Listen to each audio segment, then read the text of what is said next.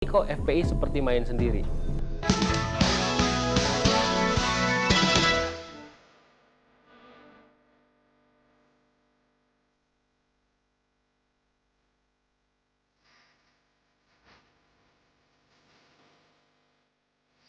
Bang Habib, jawabannya seperti apa?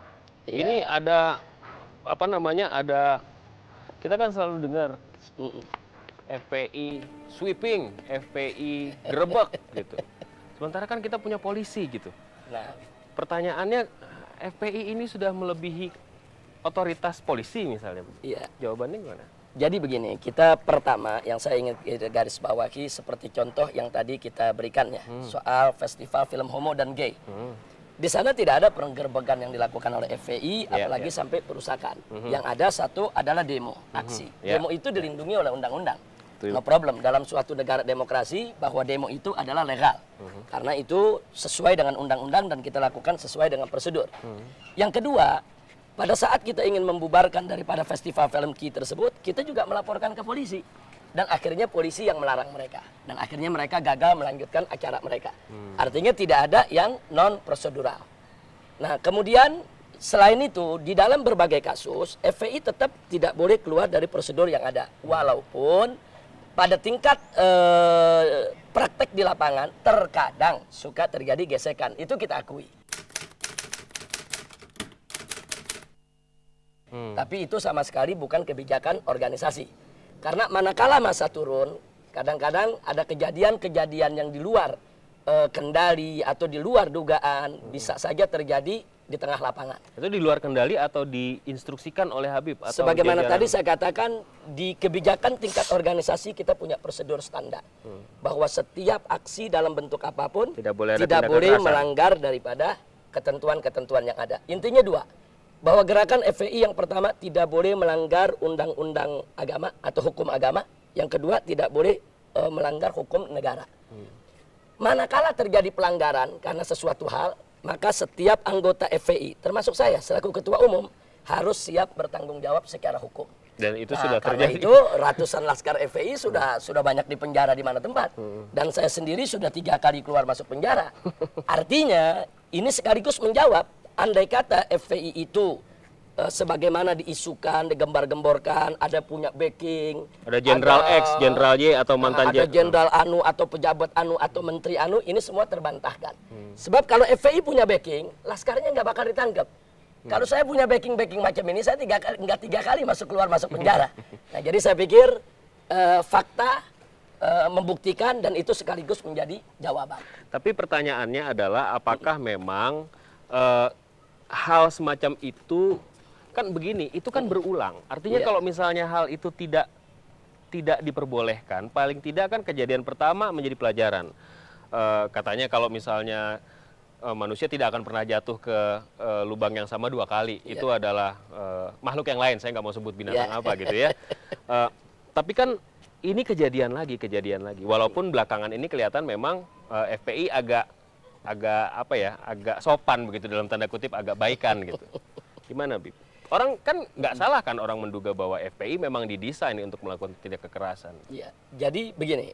Jadi yang perlu saya sampaikan bahwa dari awal mulanya FPI ini lahir, FPI berharap bisa menjadi satu kekuatan masyarakat untuk menjadi pengontrol, ikut membantu masyarakat melakukan pengontrolan terhadap ditegakkannya undang-undang yang menyangkut daripada amar ma'ruf nahi munkar. Karena kita mesti jujur, sebetulnya perundang-undangan di Indonesia ini secara umum sudah cukup baik. Artinya di sini pelacuran ada larangannya, minuman keras juga ada aturannya, perjudian juga ada undang-undang yang melarangnya, pornografi, pornoaksi, secara umum sudah cukup baik. Hanya di tingkat implementasi banyak pelanggaran-pelanggaran yang terjadi sehingga judi bisa merajalela di mana-mana. Kemudian film porno bisa dijual dengan begitu bebas, bahkan secara terang-terangan di pasar-pasar umum. Kita bisa lihat secara terbuka dengan mata telanjang. Nah, sehingga di sini FPI melihat bahwa perlu ada satu kontrol dari masyarakat yang kuat. Bagaimana undang-undang yang sudah bagus ini ditegakkan. Tapi itu kerjanya polisi. Betul, yang tugas untuk menegakkannya polisi. Tapi kan yang mendorong polisi mesti masyarakat. Yang membantu polisi kan mesti masyarakat. Yang memperkuat polisi kan harus masyarakat. Karena polisi kan manusia juga.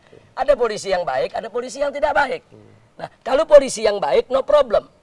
undang-undang tadi dikerjakan, ditegakkan secara baik-baik. Oke. Nah, adapun soal adanya Laskar FPI, pimpinan FPI yang kadang-kadang harus berulang kali menghadapi kasus hukum, saya pikir ini bukan persoalan dia salah atau benar, karena kan kita punya pandangan berbeda. Menurut hukum negara kami salah, tapi menurut hukum agama yang kami yakini kami tidak salah. Ini ada perbedaan paradigma, ada perbedaan pandangan. Nah, kami hormati pemerintah yang ingin menegakkan hukumnya, dan kami tetap berkeyakinan berpegang kepada hukum yang selama ini kami yakini sebagai umat Islam. Saya rasa semua warga masyarakat yang baik sepakat dengan itu. Masalahnya kemudian adalah apakah harus dilakukan dengan tindakan yang konkret. Konkret itu maksudnya kayak misalnya kalau ada polisi yang nggak benar sudah ada Kompolnas. Kalau misalnya Kompolnas tidak ada komisi di DPR yang menangani hal itu, atau lapor sama pemimpinnya misalnya begitu. Itu kan bisa dilakukan. Ya, kalau ada pelanggaran, itu kan teorinya. Nah, masa Teorinya kan idealnya begitu. Artinya polisi nggak benar ada Kompolnas, ya kan. Kita lapor polisi nggak dilayani bisa di kejaksaan dan seterusnya dan terus-terusan. Ini kan teori indah betul ini. Tapi kita lihat praktek di lapangan tidak seperti itu. Nah, muncul pertanyaan sekarang. Bagaimana kalau penjahat dengan pejabat berkolusi? Atau berkolaborasi, apa yang harus dilakukan oleh masyarakat? Nah, itu juga jadi pertanyaan masyarakat. Nah, ini jadi fakta, sebab kalau pejabat sudah berkolaborasi dengan penjahat, maka kejahatan si penjahat pada saat kita laporkan ke penegak hukum pejabat nggak ada artinya, karena kejahatan mereka itu dilindungi. Nah, ini yang kita mau pecahkan. Nah, jadi bagaimana ini satu problem besar. Manakala pejabat dan penjahat tidak berkolaborasi, kita tidak punya problem. Artinya pejabat akan berpihak kepada rakyat untuk melawan kejahatan. Ya, masalah ini kan nggak akan tuntas. Artinya negara kita bukan negara Islam.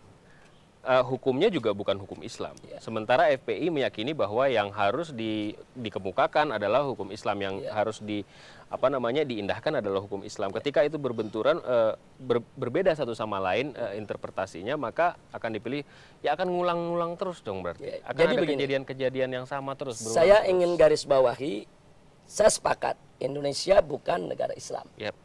Tapi mayoritas Indonesia juga bukan negara syaitan. Nah, kita mesti garis bawahi dulu. Jangan nanti ada konotasi Indonesia bukan negara Islam, berarti Indonesia boleh seenaknya begitu untuk melanggar hukum-hukum agama. Karena ada 3 landasan hukum yang diakui oleh negara. Pertama, hukum agama, kedua hukum adat, ketiga hukum sipil. Nah, ini satu yang ingin saya garis bawahi. Indonesia bukan negara Islam, tapi Indonesia juga bukan negara setan. Yang benar, Indonesia adalah negara berdasarkan ketuhanan. Nah, sekarang kalau kita bicara ketuhanan, apakah korupsi itu sesuai dengan nilai-nilai leluhur ketuhanan? Nah, saya mau ke arah situ tuh. Pertanyaan saya adalah, ada yang menyatakan begini, ini FPI miras dilawan, pelacuran dilawan, kemudian misalnya aliran yang sesat lagi menyesatkan dilawan.